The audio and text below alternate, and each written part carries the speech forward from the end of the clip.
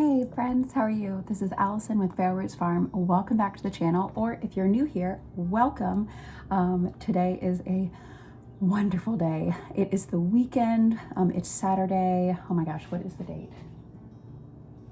April 5th. Oh my gosh, this month is really going by.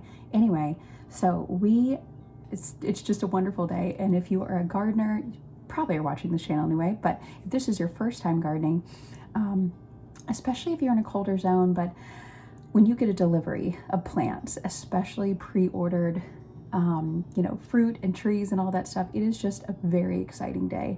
And I feel like I've been waiting for this. I haven't really been able to garden for a few years now. We built our food forest in Nashville, Tennessee. Then we moved here. We were at a rental property. Then we got pregnant. Then we had our first year after a pretty traumatic birth and labor, if you've seen any of my other videos. And so we moved into this property. Sorry, my daughter is asleep, so I'm trying not to talk too loud because I have a tendency to. But we moved to this house about 6 months ago, and we still have some snow on the ground, so I can't plant these yet. And that's why I wanted to show you guys this. So first, let me show you the order that we have. So this order is from Edible Acres. They packed it. They use all like material that they've recycled, they've gotten from neighbors, what have you. It's a very small operation. I believe right now it's a husband and wife. They too have a toddler as well. And then a friend of theirs also helps them with their business. So they're a really, really small company, and they have a great YouTube channel. Again, it's Edible Acres. Hopefully you follow them if you're here and you're interested in food forestry. But like I said, they're in Ithaca, New York. And so I believe they're zone 5 as well, maybe 5, 6. And so being here in 4B, 5A, very much inclined to buy from them because like they said in their name, Edible Acres, they really, they've adopted so many amazing permaculture practices.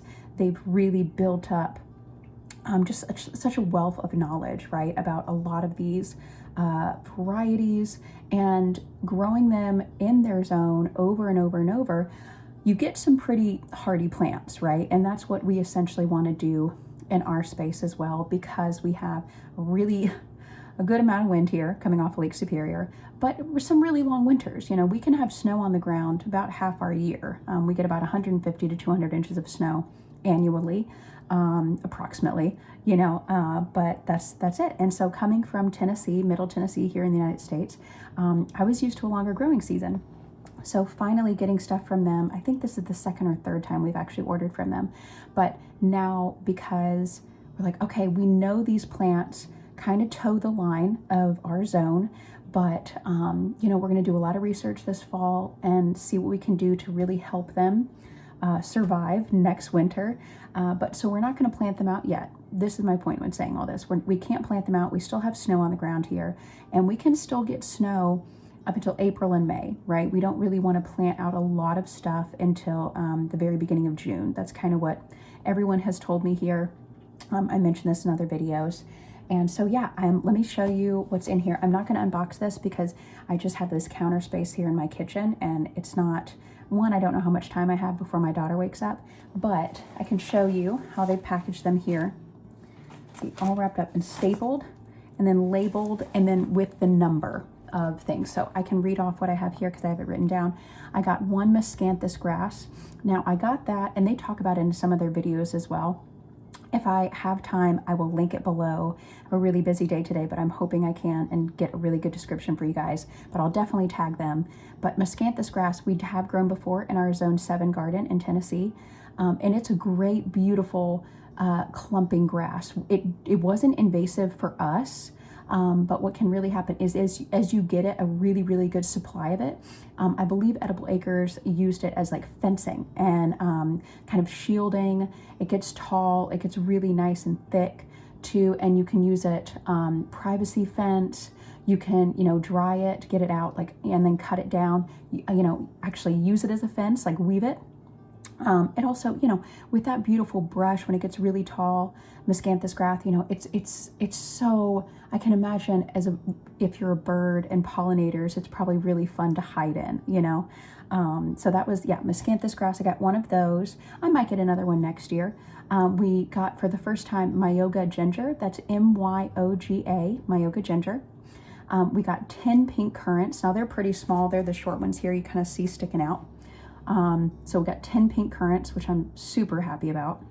I don't remember us having luck with any fruiting currants in Tennessee. I think we planted them, but I don't remember a harvest that we got. Let's see, I got 2 American persimmons. Now those are really on the line. I'm hoping because they were grown in this, hardier zone that they'll take in our garden. Cross fingers, right?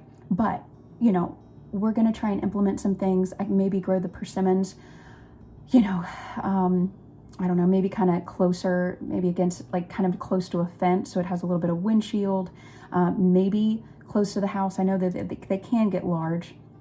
We might try to keep them small, but just because the house, especially a brick home like we're in, can give off heat. And so you can sort of play around with your microclimates. So we'll see. I might have to do some more research for those, because again, those are kind of on the line for our growing zone. If you have any tips, please leave them in a comment below. I would love to hear from you. I've eaten American persimmons, but I've never actually been able to grow them. And you do need 2. That's why we got 2. Let's see what else. Oh yeah, I got a goji berry as well, which those are super, super hardy. I think goji's hardy to like zone 3. So gojis I love. We've grown those before. I've never gotten a harvest, but you only need 1. They are self-fertile. And then there was a great deal on there called an Anger's Quince. Anger is Angers, Quince. And I think you have to get 2 of those, because I did get 2. So I'm wondering if, there's so many things that are self-fertile but do better with 1. So that might be the quince there. But yeah, so excited to grow goji, because once you get harvest, it can take a while. But I'll probably, as the goji gets bigger, honestly, I'll probably make some more plants. But they are prickly. They got some good barbs on them. That is the one thing now, having a toddler, I'm like, okay, we'll see. It's like, okay, is it a teaching moment?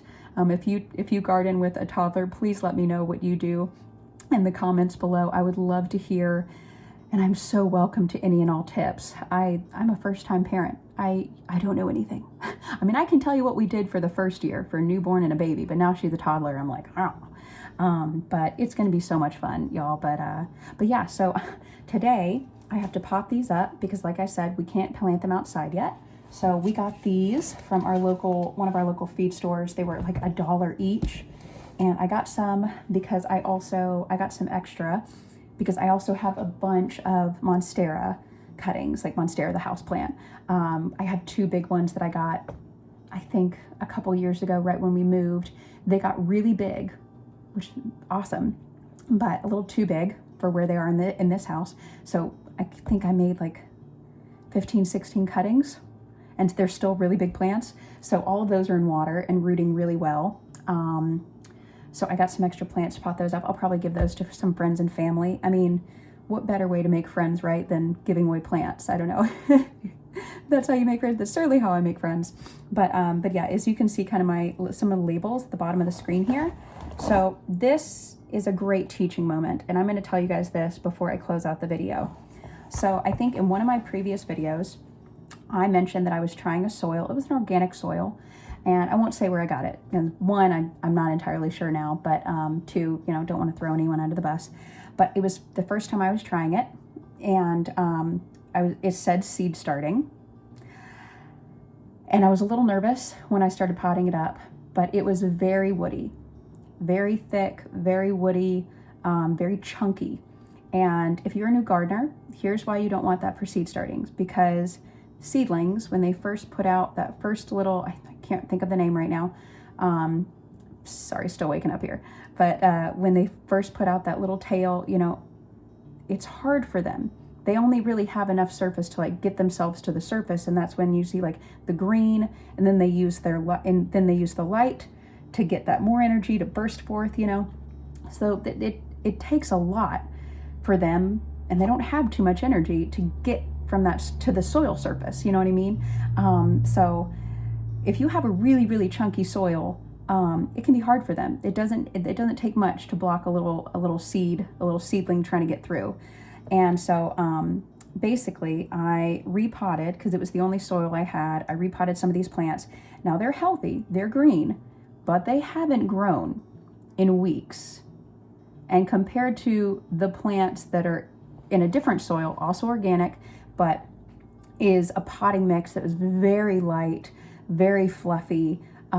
There's no big chunks in there. It's just easier for these plants to get through. Now, mind you, if you've seen my video on landscape gardening, or not landscape, landrace gardening, then you're like, hey, you know, you want resilient seedlings? And if you haven't seen that, please watch it. It's really informative. Or look up yourself, landrace gardening, popularized by Joseph Lofthouse. It's really cool. But anyway, yeah, you just you don't want a really chunky soil when you're dealing with these little babies. You know, these guys, they're teeny tiny. You know, they need to be able to shoot their roots through, and yeah, what have you. But so I'm probably, you know, lesson learned. I'm going to repot them because it's my first garden, and I have some good King Henry, Sakaian peppers, Elecampane, sweet banana peppers, skirret, which is a perennial root vegetable. Good King Henry is a perennial green, and I think, oh my gosh, Elecampane? No, that's not. No. I think this is more Elecampane, but anyway, yeah. So lesson learned. I have a lot of potting up to do, but wanted to show you guys this beautiful delivery that absolutely made my day. And if you have gotten any deliveries, please let me know so we can geek out together. And I hope you have a beautiful day wherever you are, however you are. All right, I got to sign off and go meet a friend for coffee, and then probably do some more planting. Okay, here we go. Have a great day, everybody. Bye.